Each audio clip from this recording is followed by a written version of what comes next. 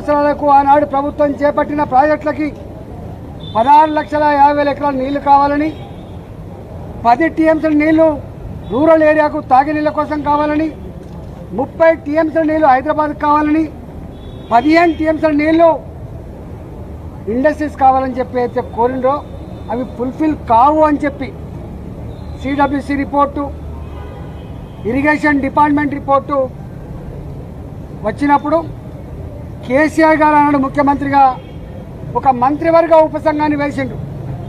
హరీష్ రావు గారి నాయకత్వంలో వారు ఆనాడు ఇరిగేషన్ శాఖ మంత్రి, నేను ఆర్థిక మంత్రిగా, అదేవిధంగా ఇవాటి మంత్రిగా ఆనాటి మంత్రిగా ఉన్నటువంటి తుమ్మల నాగేశ్వరరావు గారు ఆర్ఎండ్బి మంత్రిగా మంత్రివర్గ ఉపసంఘం వేసిండ్రు.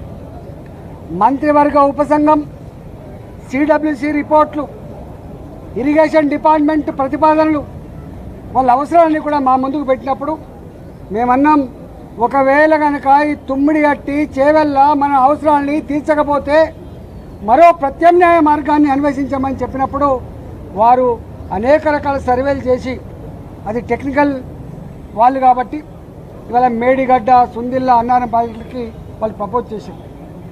ఆనాడు ఆ ప్రాజెక్ట్ కాస్ట్ 63,000 కోట్లు అని చెప్పి వాళ్ళు అంచనా వేశారు.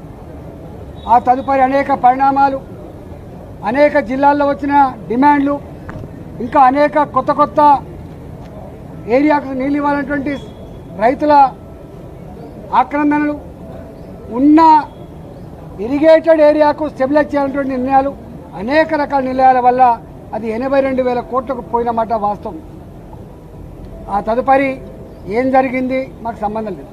ఇక్కడ మమ్మల్ని అడిగిన ప్రశ్న ఏంటంటే, మీరు ఆర్థిక మంత్రిగా ఉన్నారు కదా, ఈ డిజైన్లతో, ఈ కన్స్ట్రక్షన్తో, ఈ టెక్నికల్ ఆస్పెక్ట్తో మీకు సంబంధం ఉందా అని చెప్పి అడిగినారు. మాకు ఏమీ సంబంధం ఉండదు. రెండో ప్రశ్న, వాళ్ళని కాళేశ్వరం స్పెషల్ పర్పస్ వెహికల్ అయితే పెట్టిండ్రో, కాళేశ్వరం ఇరిగేషన్ ప్రాజెక్టు కోసం ఒక కార్పొరేషన్ పెట్టిండ్రో, ఆ కార్పొరేషన్ రుణాల మీద మీకైనా అధికారం ఉందని అడిగినారు. కానీ కార్పొరేషన్ మీద ఆర్థిక డిపార్ట్మెంట్కి, ఆర్థిక మంత్రికి ఏం సంబంధం లేదు. వాళ్ళు ఆనాడు ప్రాజెక్ట్ రిపోర్టు బ్యాంకులో సబ్మిట్ చేసిండ్రు, డబ్బులు తెచ్చుకున్నారు, వాళ్ళే ఖర్చు పెట్టుకుని తప్ప మాకు సంబంధం లేదు.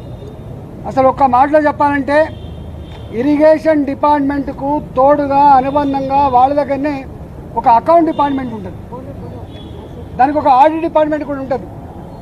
ఆ బిల్లులు మంచా చెడా, పనులు అయినాయా కాలేదా, క్వాంటిటీ ఉందా లేదా, క్వాలిటీ ఉందా లేదా, ఇవన్నీ చెక్ చేసుకోవాల్సింది ఆ ఇరిగేషన్ డిపార్ట్మెంట్ నుండి వాళ్ళ అకౌంట్ సెక్షన్, ఆ తదుపరి ఆడిట్ సెక్షన్ మా దగ్గరికి వస్తుంది. కాళేశ్వరం కార్పొరేషన్ కింద ఏ డబ్బులైతే ఉండనో వాళ్ళే నేరుగా పే చేసుకునే మాకు సంబంధం లేదు. బడ్జెట్ అలొకేటెడ్ డబ్బు అయితే ఉందో మా దగ్గర అలొకేటెడ్ డబ్బు ఉంటే తప్పకుండా దాని ప్రకారం బిల్లులు పే చేస్తాం తప్ప దాని వాల్యూస్తో కానీ వాటితో మాకు ఏం సంబంధం లేదని చెప్పి కరాఖండిగా చెప్పడం జరిగింది. కానీ వాళ్ళ ఎంత దుర్మార్గులు అంటే, ఈ ఈటల రాజేంద్ర గారు పిలుస్తాండ్రు, ఏం పిలుస్తావు, ఏం పిలిచినా ఏముంటుంది. మా బతుకు చాలా ట్రాన్స్పరెంట్గా, మేము ఎథిక్స్ కోసం బతికిన వాళ్ళం, ప్రజల కోసం బతికిన వాళ్ళం. కంత మీద తుపాకీ పెట్టినా కూడా గదే మాట మాట్లాడడం తప్ప ఇంకోటి మాట మాట్లాడటం కాదు. ఇవాళ పిచ్చి కూతలు, కారు కూతలు, ఇలా కుక్కలు లెక్క ఎక్కబడ్డే మాటలు చూస్తూ ఉంటే బాధ అనిపిస్తూ ఉంది. ఏది ఏమైనా తెలంగాణ ప్రజలు నిజమైన న్యాయ నిర్ణేతలు, ఎవడు తప్పు చేసిండో ఎవడు ఒప్పు చేసిండో వాళ్ళు నిర్ణయిస్తారు తప్ప ఇవాళ కొద్దిమంది బట్టకాల్చి మీద చేసినంత మాత్రం మీకు అయ్యే ప్రసక్తి లేదు. కానీ ఒక్కటి మాత్రం మళ్ళీ ఒకసారి చెప్పదలుచుకున్న, 3 బరాజులు మేడిగడ్డ దాని విలువ 4,600 కోట్లు, సుందిల్లా అదేవిధంగా అన్నారం ఒకదానికేమో 2,700 కోట్లు, ఒకదానికేమో 2,011 కోట్లు. నేను ఒకటే కాంగ్రెస్ పార్టీని డిమాండ్ చేస్తా ఉన్నా, భారతీయ జనతా పార్టీ ఇప్పటికే చెప్పింది నిజాయితీగా ఉండాలని చెప్పి కోరుతుంది. పార్టీ ప్రభుత్వ ధనాన్ని దుర్వినియోగం చేద్దని చెప్పి కోరుతుంది, చట్టాన్ని లోబడి ఉండాలని చెప్పి కోరుతుంది, నీకు ఇచ్చిన కర్తవ్యాన్ని ఒక ప్రజలకు బాధ్యతతో పనిచేయమని చెప్పి కోరుతుంది. ఇవాళ మేము కోరుతా ఉన్నాం. అంతకుముందు అనేక కమిషన్లు వేసిండ్రు, ఎందుకు రిపోర్ట్లు బయట పెడతలేరు, ఎందుకు చర్యలు చేపడతలేరు? నేను ఇక్కడ కూడా కోరుతున్నా, ఇప్పటికే సంవత్సరం గడిచిపోయింది, త్వరగా ఈ రిపోర్ట్ను బయట పెట్టండి. త్వరగా నిజంగా ఎవరు బాధ్యులవుతారో వాళ్ళ మీద చర్యలు తీసుకోవాలి తప్ప మీరు తాత్సారం చేసి బట్టగాల్చి మీదేసి వాటిగా రాజకీయ పబ్బం కట్టుకుంటా అంటే నిన్ను వదిలిపెట్టే ప్రసక్తి లేదు. తెలంగాణ సమాజం నిశ్చితంగా గమనిస్తూ ఉంది. నువ్వు ఏ ఆరోపణలు చేస్తూ ఉన్నావో, ఏ మాటలు మాట్లాడుతున్నావో, ఇవాళ ఆ మాటలకు కట్టుబడి, ఆ ఆరోపణలకు కట్టుబడి రేపు ఆ రిపోర్ట్ను బయటపెట్టు. రిపోర్ట్లో ఏం నష్టం జరిగిందో, ఎన్ని వేల కోట్ల రూపాయలు దుర్వినియోగం జరిగిందో, దానికి కారకులు ఎవరో, తప్పకుండా దోషులు ఎవరో శిక్షించకపోతే నిన్ను ప్రజాక్షేత్రంలో నీకు శిక్ష తప్పదని చెప్పి కాంగ్రెస్ పార్టీ హెచ్చరిస్తాం.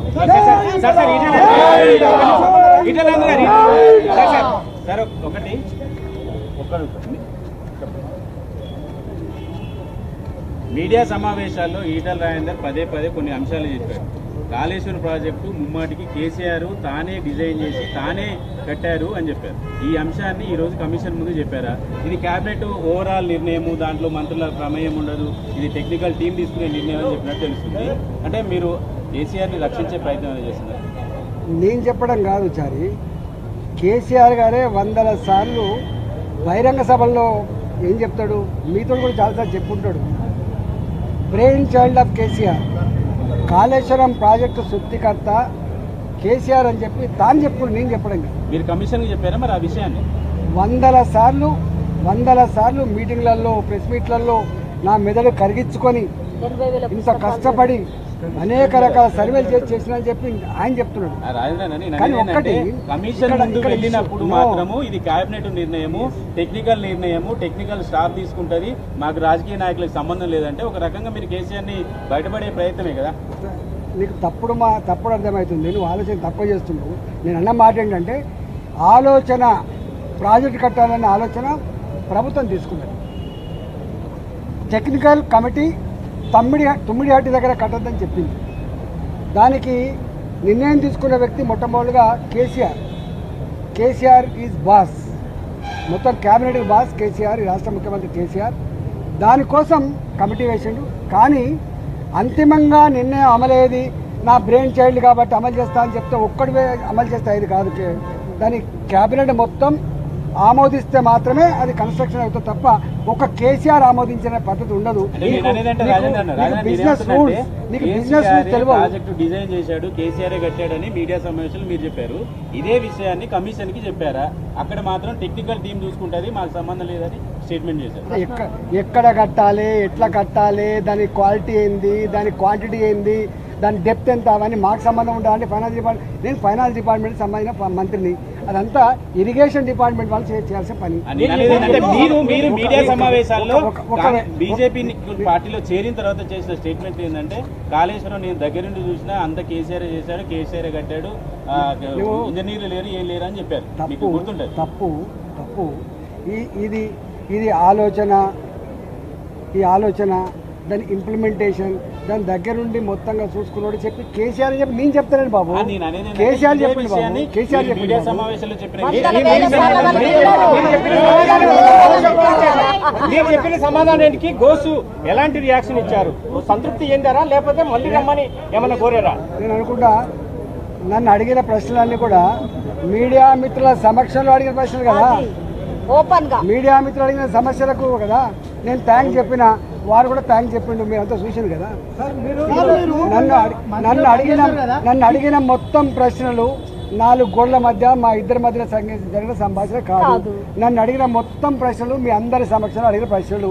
నేను ఎట్లా సమాధానం చెప్పిందో చూసింది మీరు. తడబాయడం కానీ నీళ్ళు నమ్మడం కానీ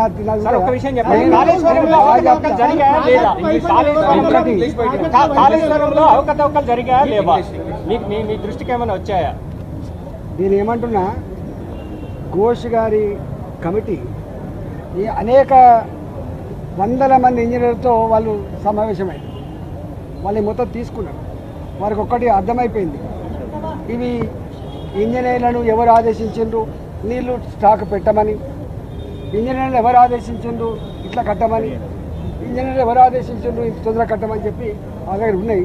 నేనేమంటున్నా, ఘోష్ గారి కమిటీ రిపోర్ట్ని వెంటనే బయటపెట్టి దోషులను శిక్షించమని కోరుతున్నాం. అది